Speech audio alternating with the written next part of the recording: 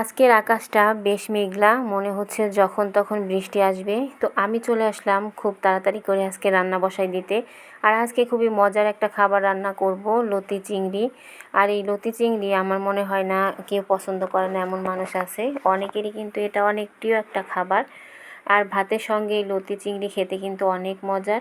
তো এখানে আমি তাড়াহুড়া করে রান্না বসাই দিলাম, কারণ কারেন্ট চলে গেলে আমার রান্নাঘরে একদমই অন্ধকার হয়ে যায়। আর এখানে রান্না করতে ভালো লাগে না। তো এই যে আমি কাঁচামরিচ পেঁয়াজ কেটে রেখেছিলাম আর লবণ, সেটা দিয়ে প্রথমে একটু ভেজে নিতেছি। তারপর একটু আদা রসুন বাটা দিয়ে দিলাম, কারণ লতি চিংড়িতে আমি একটু আদা রসুন বাটা দিই। এতে করে মশলা মশলাযুক্ত একটা গায়ের সঙ্গে লেগে থাকে লতির, তো খেতে কিন্তু বেশ মজা লাগে। তারপর আমি একটু শুকনো মরিচের গুঁড়া আর একটু ধনিয়ার গুঁড়া মিক্সড করে দিলাম। আর এই যে গুঁড়া মশলা যেহেতু দিয়েছি, তার জন্য পানি দিয়ে মশলাটাকে আমি ভালোভাবে কষিয়ে নিতেছি। আর এই যে কষানোর পর চিংড়ি মাছ যেহেতু একটু শক্ত টাইপের হয়, সেজন্য আমি এটাকে প্রথমে মশলার মধ্যে দিয়ে দিলাম। আর এই তো একটু সুন্দরভাবে নাড়াচাড়া করে মিশিয়ে তারপর মশলার সঙ্গে মিশে গেলে লতিগুলো আমি ধুয়ে রেখেছি সেটা এর মধ্যে মিশিয়ে নেব। আর এটা হাতে মেখেও রান্না করা যেত, কিন্তু আমি ভেবেছিলাম যদি হাতে চুলকায়, সেজন্য অনেক সময় দেখা যায় যে বাজার থেকে লতি কিনে আনলে সেটা গলা ধরে বা হাত চুলকায়, সেটা ভেবেই আমি এইভাবে করে রান্না করি। তবে এই লতিটা অনেক ভালো ছিল, একদমই গলা ধরেনি খাওয়ার সময়। তো এই যে চিংড়ির সঙ্গে লতিটা আমি এখানে মেখে নিতেছিলাম। আর এটার কম্বিনেশন এত সুন্দর হয়, দেখতে কিন্তু বেশ ভালো লাগে। সবুজ একটা তরকারির মধ্যে লাল লাল চিংড়ি। তো রান্না করতে করতে এদিকে দেখলাম যে সিঙ্কের মধ্যে কিছু থালা বাসন জমা হয়েছে। তো সেগুলো আমি ভাবলাম যে একটু তাড়াতাড়ি করে মেজে ফেলি।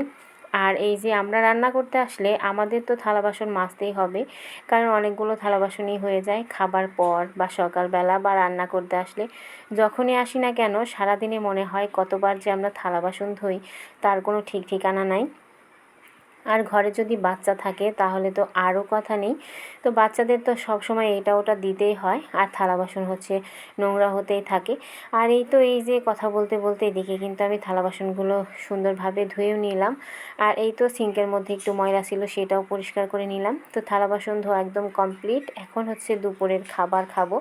তো এই যে এখানে লতি চিংড়িটা দেখতে এত ভালো লাগতেছিল, কালারটাও বেশ সুন্দর এসেছিল।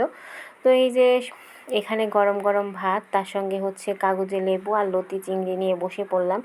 এই লতি তরকারিটা একটা সময় আমার ভালো লাগতো না, তবে এখন খেতে খেতে এত মজা লাগে। আসলে কিন্তু এই খাবারটা অনেক মজার একটা খাবার। তো আমি আর আমার কুটু বলি একই প্লেটে খাবো। ও ভাত খাবে না, শুধু মাছ খাবে, কারণ চিংড়িটা ওর অনেক পছন্দ। এখানে আমরা দুজন মিলে খেতে বসে পড়লাম। আর এই যে দেশি কাগজে লেবু দিয়ে লতির তরকারি দিয়ে ভাত খেতে খেতে কিন্তু ভীষণ মজা। শুধু যারা এটা পছন্দ করে বা খেয়ে থাকেন তারাই কিন্তু বলতে পারবেন যে আসলে এটা কত মজার একটা খাবার। আসলে এই খাবারটা কিন্তু অনেক মজার হয়েছিল। তো সবাই ভালো থাকবেন, আজ এ পর্যন্তই। আল্লাহ হাফেজ।